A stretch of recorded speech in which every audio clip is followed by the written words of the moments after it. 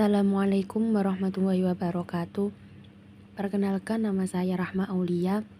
Di sini saya akan menjelaskan tentang konsep dasar filsafat dakwah, yang mana sebuah bidang menggabungkan prinsip-prinsip filsafat dengan tujuan dakwah dalam Islam. Dengan memahami dasar-dasar filsafat dakwah, kita dapat merenungkan makna dan tujuan dari setiap pesan yang disampaikan, serta memahami bagaimana filsafat ini membentuk pendekatan dakwah secara keseluruhan. Untuk itu, mari kita menyelami nilai-nilai filosofi yang mendasari upaya dakwah dan menjelaskan peran pentingnya dalam membentuk pandangan hidup umat Islam, dan merenungkan bagaimana pemahaman konsep ini dapat diterapkan dalam kehidupan sehari-hari. Oke, langsung saja. Untuk yang pertama ada latar belakang. Latar belakangnya yakni kajian filsafat dakwah pada dasarnya membicarakan 4 aspek pokok, yaitu pertama, tentang apa yang harus diyakini umat Islam dalam kehidupannya. Kajian ini berkembang menjadi filsafat ketuhanan. Yang kedua, tentang siapa yang meyakini Tuhan tersebut.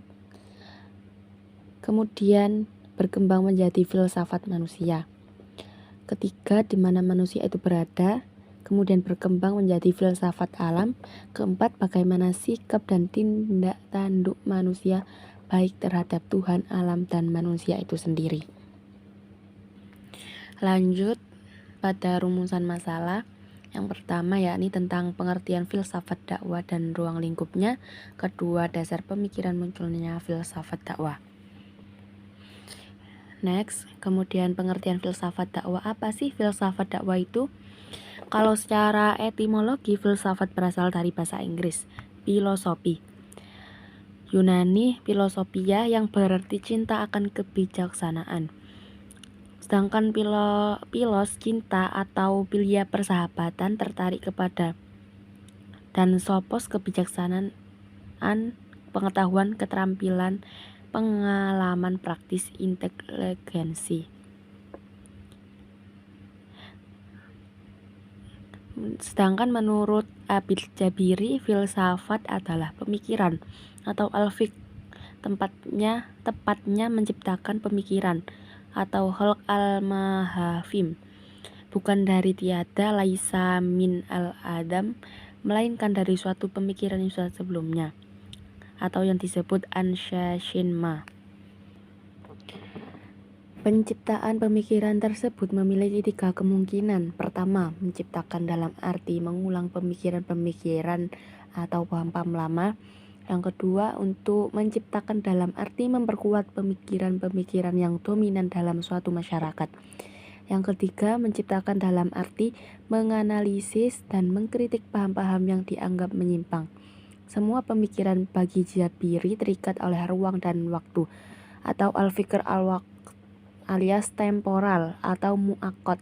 Jadi tak ada pemikiran yang lahir dari ruang yang kosong. Setiap pemikiran sesungguhnya merupakan interaksi dan respon terhadap pemikiran yang berkembang pada zamannya atau pada masa sebelumnya. Berlainan dengan kajian studi pada umumnya, kajian filsafat memiliki beberapa ciri yang khas seperti: pertama, bersifat kritis, critical thinking, karena filsafat mengkaji dan mempertanyakan suatu masalah kritis.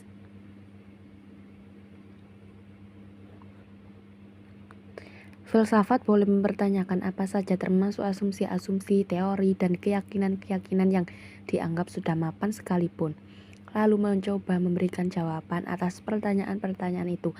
Bahkan ada yang mengatakan kalau seorang telah berani mengajukan pertanyaan terhadap suatu masalah dan memberikan jawaban terhadap masalah tersebut, berarti ia telah berfilsafat.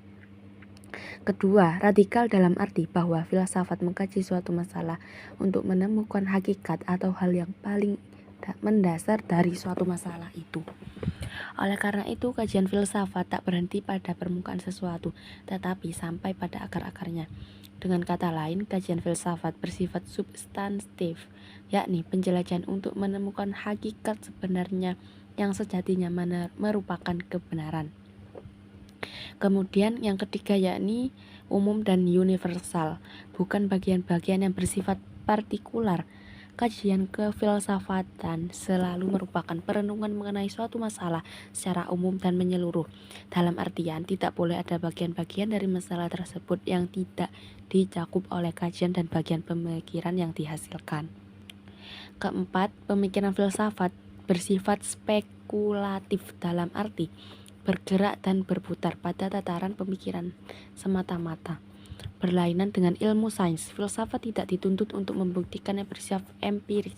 Filsafat mengikuti paradigma intelektual, yaitu membuat perenungan dengan melanglang buanakan pemikiran secara luas, dan bukan mengikuti paradigma saintifik atau mengabsolutkan adanya uji empirikal di lapangan. Dengan begitu memang bersifat spekulatif yang dalam kerjanya membutuhkan kekuatan nalar dan pemikiran yang benar-benar cerdas dan tercerahkan. Kemudian lanjut, lantas apa sih yang dimaksud dengan filsafat dakwah? Dari paparan terdahulu diharapkan sudah dimengerti makna dasar dari filsafat. Kemudian filsafat dakwah dapat dipahami dalam 3 makna, mulai yang paling sederhana hingga makna yang paling tinggi. Sebagai berikut. Yang pertama yakni filsafat dakwah adalah suatu konsep atau bagian pemikiran yang menerangkan dasar-dasar atau prinsip-prinsip dan hal-hal yang dianggap paling pokok mengenai dakwah. Kedua, filsafat dakwah adalah pemikiran atau kajian yang bersifat rasional dan filosofis mengenai prinsip-prinsip dakwah yang digali dari sumber-sumber Islam. Apa saja sumber-sumber Islam tersebut, yaitu Al-Quran dan hadis serta pemikiran para ulama sebagai pegangan dasar bagi para dai dalam melaksanakan tugas dakwah demi mencapai mardhat Allah. Ketiga, yakni filsafat dakwah menunjukkan pada konsep-konsep atau aliran-aliran pemikiran mengenai dakwah yang memperlihatkan perbedaan yang paradigmatik tentang hal-hal pokok mengenai dakwah. Kemudian lanjut untuk hal yang paling fundamental dalam pemikiran dakwah, yakni prinsip atau dasar filosofis mengenai dakwah. Ada 5, yakni yang pertama yakni Islam. Islam adalah pangkal dari semua pembahasan mengenai dakwah. Berbicara mengenai dakwah, kita berbicara mengenai Islam. Dakwah adalah ajakan menuju Islam, yaitu jalan Tuhan, sabil ilallah, jalan yang diridhoi oleh Allah, bukan jalan-jalan lain yang sesat dan menyimpang dari ajaran Islam. Kemudian prinsip kedua, yakni paradigma tentang dakwah, adalah hal yang juga sangat penting dalam dakwah. Setelah berbicara mengenai Islam, hal kedua yang harus dibicarakan adalah soal paradigma dakwah ini. Paradigma menunjukkan pada konsep atau bagian pemikiran, cara pandang, pola pikir, asumsi, atau kacamata yang harus dipakai oleh para dai dalam melakukan dakwah. Semua makna itu tercakup dalam terminologi paradigma. Maka tanpa paradigma, seseorang tidak mungkin dapat berdakwah. Paradigma ini merupakan salah satu aspek yang perlu terus dikaji dan didalami, sehingga dakwah memiliki basis pemikiran dan intelektual yang kuat, sejalan dengan perubahan dan perkembangan masyarakat. Kemudian prinsip yang ketiga yakni dai. Dai adalah hal yang juga sangat penting. Dai sebagai subjek dan penggerak dakwah tentu saja menentukan keberhasilan dakwah. Sejauh ini pembahasan tentang dai masih terbatas pada syarat dan rukun dai serta etika atau akhlak dai. Dengan perkataan lain, studi mengenai dai baru sebatas kompetensi yang perlu dimiliki baik kompetensi kasar maupun kompetensi lunak. Dalam studi kefilsafatan, dai harus dilihat dari sudut pandang filsafat manusia.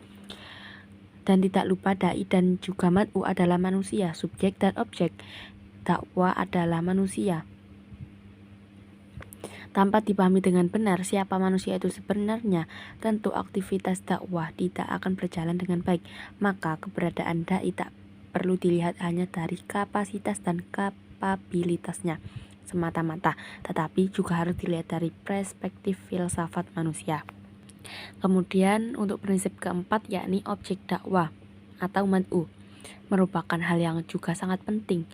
Kajian mengenai mad'u tidak kalah pentingnya daripada kajian mengenai da'i. Seperti da'i, mad'u adalah manusia. Kajian mengenai mad'u tak cukup hanya pada klasifikasi, penggolongan atau pengelompokan seperti yang selama ini terjadi. Dalam konteks filsafat dakwah, kajian mengenai mad'u perlu dilihat dalam kedudukannya sebagai manusia, baik sebagai individu maupun kelompok. Lalu kecenderungannya baik yang bersifat intelektual, moral atau emosional maupun spiritual.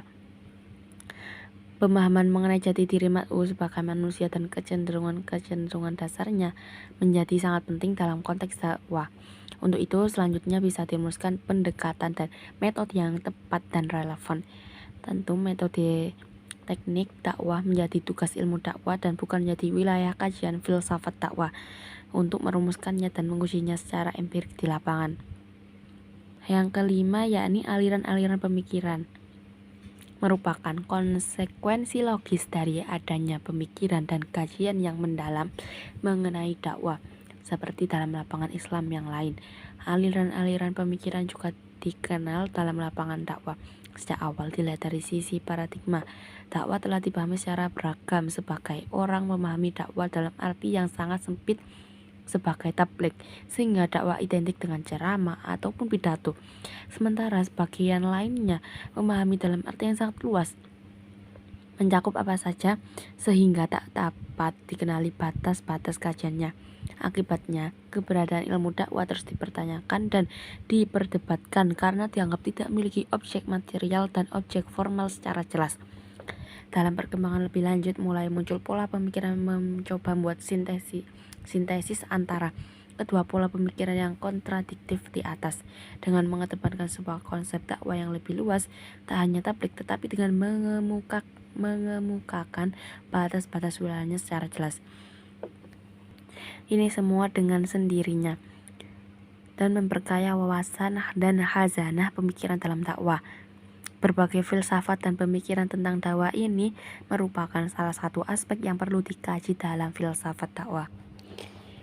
Lanjut, yakni kita membahas tentang ruang lingkup filsafat dakwah. Yang pertama yakni ontologi ilmu dakwah dan objek kajiannya. Ontologi merupakan bagian dari filsafat sinteatis metafisika. Ontologi menyelidiki sifat dasar dari apa yang nyata secara fundamental dan cara-cara yang berada dalam mana entitas dan kategori-kategori yang logis, yang berlainan atau seperti objek-objek fisik, hal universal, abstraktik, bilangan dan lain-lainnya, dan dapat dikatakan ada. Dasar keilmuan yang kedua yakni ruang lingkupnya yakni dasar keilmuan dakwah, ditinjau dari aspek epistemologis dalam filsafat. Pendekatan normatif intinya berusaha menemukan prinsip dakwah dari sumber normatif Al-Quran dan hadis maupun sejarah Rasulullah, yaitu dengan mengetahui asbabun nuzul dan asbab al-wurud serta metode tafsir dan hadis. Pendekatan empiris ini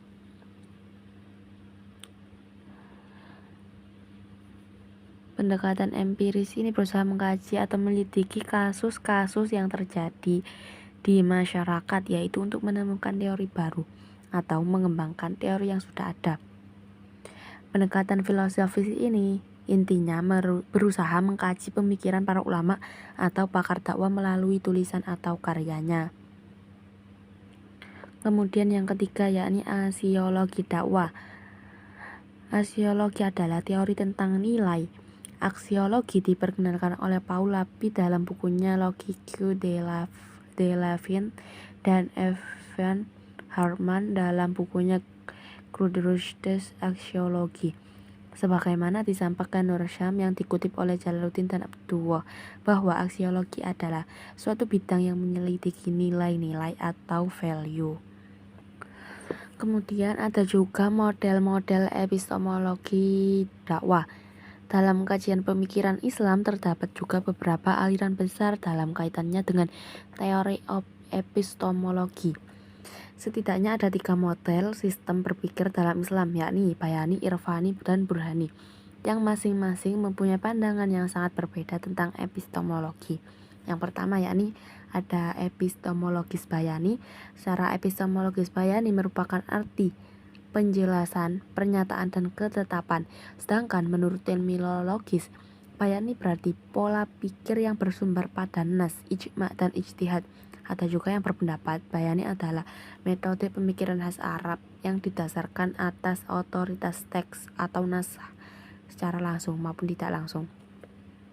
Yang kedua ada epistemologis irfani, yakni menurut etimologi berarti al-ma'rifah atau al-hikmah, sedangkan secara eksistensialis berpangkal pada zauk kolbu atau intuisi yang merupakan perluasan dari pandangan, iluminasi, dan berpakar pada tradisi Hermes. Pengetahuan irfani tidak didasarkan pada teks nas seperti bayani, akan tetapi pada kasyf, tersingkapnya rahasia-rahasia realitas oleh Allah Subhanahu wa taala. Yang ketiga ada epistemologis burhani, yakni epistemologi secara bahasa berarti argumentasi yang jelas, sedangkan menurut istilahnya berarti aktivitas intelektual untuk menetapkan kebenaran proposisi dengan metode deduktif, yaitu dengan cara mengaitkan proposisi suatu dengan proposisi lainnya yang bersifat aksiomatik, atau setiap aktivitas intelektual untuk menetapkan kebenaran suatu proposisi. Kemudian dasar pemikiran munculnya filsafat dakwah, yakni terkait dengan dasar pemikiran munculnya filsafat dakwah, Sulisyanto menjelaskan beberapa hal yang diantaranya Al-Quran menuntut manusia untuk berfilsafat. Al-Quran mengajak manusia berdialog baik dengan alam maupun dirinya sendiri. Al-Quran menghargai penggunaan alam. Demikian yang bisa saya jelaskan, kurang dan lebihnya saya mohon maaf. Assalamualaikum warahmatullahi wabarakatuh.